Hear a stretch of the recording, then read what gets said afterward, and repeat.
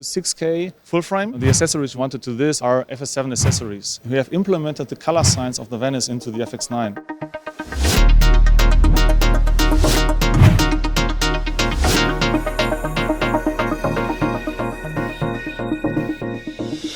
I'm here with the product and marketing manager, Sebastian Leske, to talk about the all-new FX9. Sebastian, maybe you can walk us through what's new.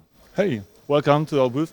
Yes, as you said, brand new FX9. So our latest addition into the FS series, where we have the FS5 and the FS7 since a couple of years, and now the FX9 on top. So that means it does not replace any camera. It will be sitting on top, so that you still can choose if you want to go FS5, FS7, so Super 35 sensor, or with the FX9 full frame. So it's the first time in this category that we are using a full frame large format sensor with 6K resolution, and that you can see that overall the concept is really still the same as we have established with the FS7. So the FS7, since we introduced this in 2014, quite successful, has gained across a lot of different applications, so run and gun, documentary, but also broadcast stations, magazines. As you can imagine, we got a lot of feedback about the FS7, what the people like, love, what they said, okay, here for these things you can a little bit improve the usability, and this is what we have done with the FX9. So as I said, the biggest news, full frame, so larger format, 6K.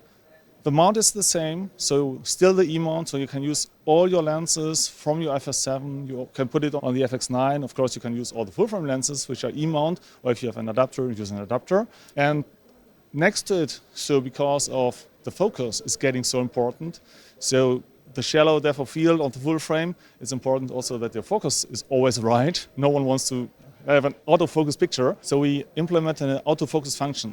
So the camera with the E-mount lenses, for example, will detect and follow the focus, and you can have face recognition. So let's say we take both of us and said, okay, your cameraman said, okay, Mark is in focus, you stay in focus. So quite easy for him, and he can concentrate on framing and of course to also make me looking nice. So on top, as you also can see, so there are a lot of other things. So the sensor is newly developed for the FX9. It's also a 6K sensor, which we are going to oversample and then record an Ultra HD picture into an XAVC codec on the XQD cards. What we have done is we're also using dual base ISO. So we listen very carefully to our customer base to say, okay, what you wish to get or what you're expecting or missing at the FS7. And the dual base was one feedback we also got from the Venice, because the Venice was the first camera where we introduced dual base ISO with a 500 and the 2500 ISO. And people really love this functionality to say, okay, I'm shooting in daylight or I'm shooting in bright environment. Okay, I can go with a 500.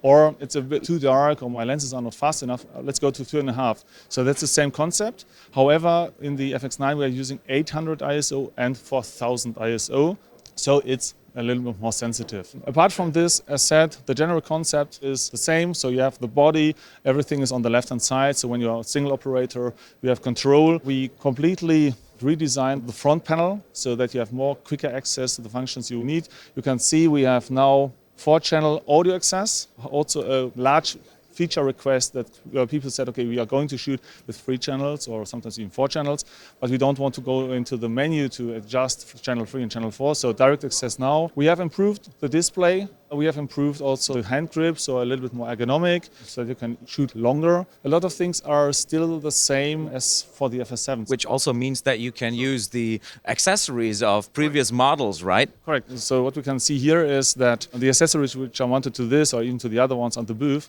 are FS7 accessories. So that means that customers who are purchasing or coming from an FS7 and wants to go to FX9, they don't need to rebuy or new invest into all the accessories. And this is also the reason why we went to XQD cards, because we know that all the FS7 users, they still have their XQD cards, so they can reuse it again. So we have the variable ND filter. So this is also a feature which is highly appreciated from the FS7 Mark II customers. So we were of course keeping this. But what we also have done, we have implemented the color science of the Venice into the FX9. So that means that we have now a look profile which you can use, which is called S-Cinnetone. So which is really taking care of skin tones, a nice roll-off and the shadows. You can also use the S709 lookup table from the Venice. This is also where customers said, okay, Venice is getting so popular nowadays in the cinema environment that also these customers would like to benefit of the look of the Venice, and they said, okay, let's do this and bring the look profile as Cinnetone and the lookup table of the Venice into the FX9. So it can also be used as a full-fledged B camera next to the Venice. Is that one of the ideas behind that? This could be a possibility. Of course, you can also use it for BTS shoots. We will see where the customers, and I'm looking really forward to see where the FX9 will be used at the end. But this could be one possibility, yes, to use it as a B or C camera if you want to go. Thank you, Sebastian Leske, for showing us around the all-new FX9, and thank you everyone out there for watching.